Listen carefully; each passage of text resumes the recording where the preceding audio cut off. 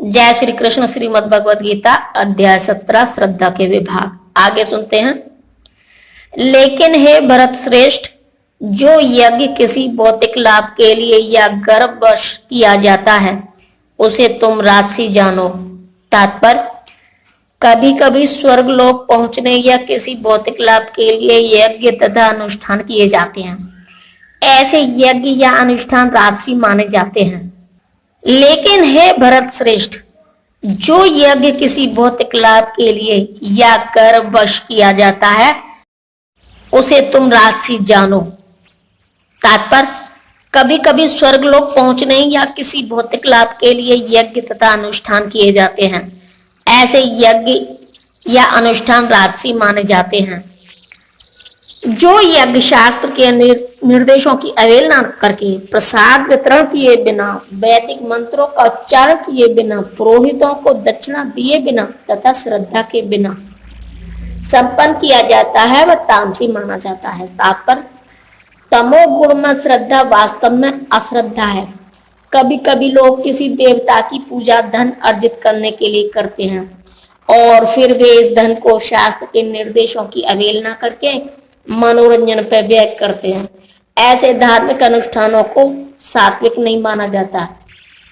ये तामसी होते हैं। इनसे तामसी प्रवृत्ति उत्पन्न होती है और मानव समाज को कोई लाभ नहीं पहुंचता। परमेश्वर, ब्राह्मणों, गुरु, माता पिता जैसे गुरुजनों की पूजा करना तथा पवित्रता, सरलता, ब्रह्मचर्य और अहिंसा ही शारीरिक तपस्या है। तात्पर्य, यहाँ पर भगवान तपस्या के भेद बताते हैं।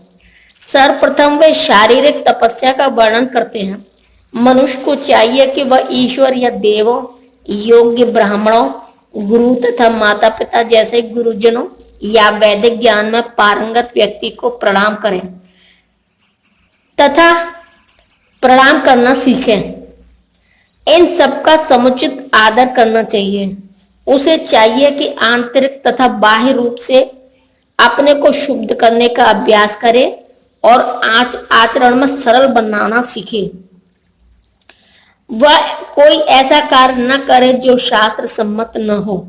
वह वैवाहिक जीवन के अतिरिक्त मैथुन में रत न हो, क्योंकि शास्त्रों में केवल विवाह में ही मैथुन की अनुमति है, अन्यथा नहीं। यह ब्रह्मचर्य कहलाता है। यह सब शारीरिक तपस्या है। सच्चे,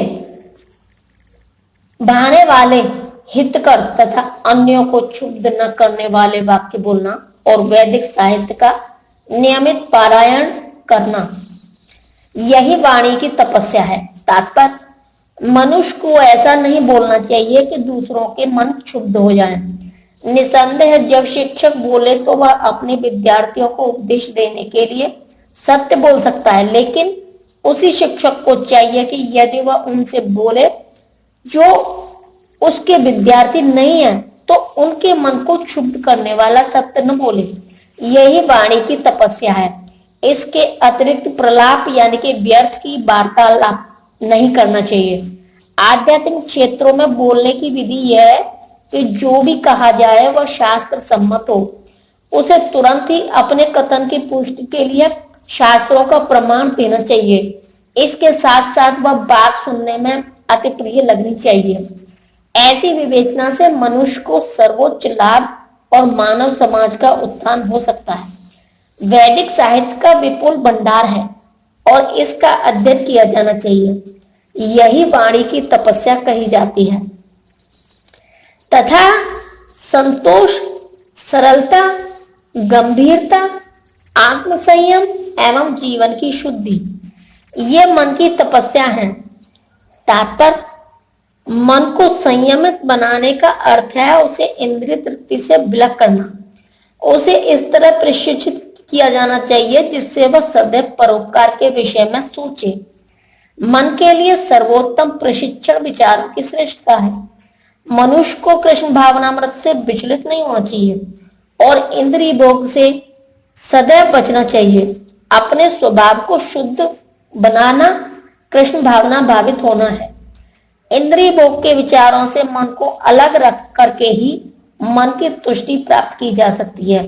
हम इंद्रिय भोग के बारे में जितना सोचते हैं उतना ही मन अतृप्त होता है। इस वर्तमान युग में हम मन को व्यर्थ ही अनेक प्रकार के इंद्रिय तृप्ति के साधनों में लगाए रखते हैं, जिससे मन संतुष्ट नहीं हो पाता।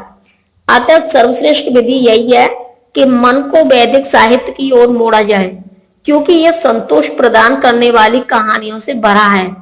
यथा पुराण तथा महाभारत, कोई भी इस ज्ञान का लाभ उठाकर शुद्ध हो सकता है। मन को छल कपट से मुक्त होना चाहिए और मनुष्य को सबके कल्याण यानी कि हित के विषय में सोचना चाहिए। मौन यानी कि गंभीरता का अर्थ है कि मनुष्य निरंतर आत्म साक्षात्कार के विषय में सोचता रहे।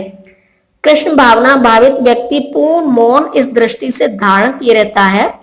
मन निग्रह का अर्थ है मन को इंद्रिय भोग से पृथक करना। मनुष्य को अपने व्यवहार में निष्कपट होना चाहिए और इस तरह उसे अपने जीवन यानी कि भाव को शुद्ध बनाना चाहिए। ये सब गुण मन की तपस्या के अंतर्गत आते हैं। भौतिक लाभ की इच्छा न करने वाले तथा केवल परमेश्वर में प्रवृत्त मनुष्यों द्वारा दिव्य श्रद्धा से संपन्न यह 3 प्रकार की तपस्या सात्विक तपस्या कहलाती है। जो तपस्या दम्भ पूर्वक तथा सम्मान सत्कार एवं पूजा कराने के लिए संपन्न की जाती है, वह राजसी यानी कि रजोगुणी कहलाती है। यह न तो स्थायी होती है और न शाश्वत। तात्पर्य, कभी कभी तपस्या इसलिए की जाती है कि लोग आकर्षित हों तथा उनसे सत्कार सम्मान तथा पूजा मिल सके। रजोगुणी लोग अपने अधीनस्थों से पूजा करवाते हैं और उनसे चरण तुलवाकर धन चढ़वाते हैं। तपस्या करने के बहाने ऐसे कृत्रिम आयोजन राशि माने जाते हैं। इनके फल क्षणिक होते हैं, वे कुछ समय तक रहते हैं, वे कभी स्थायी नहीं होते।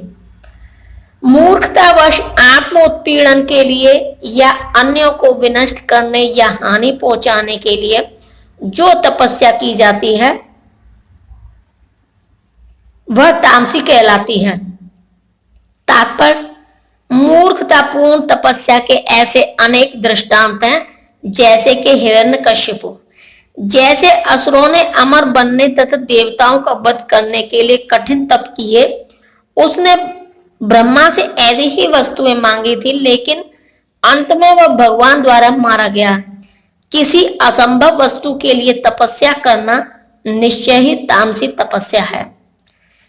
जो दान कर्तव्य समझकर किसी प्रत्युपकार की आशा के बिना समुचित काल तथा स्थान में और योग्य व्यक्ति को दिया जाता है, वह सात्विक माना जाता है।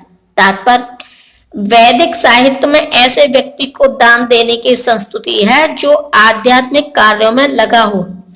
अविचारपूर्ण ढंग से दान देने की संस्तुति नहीं है।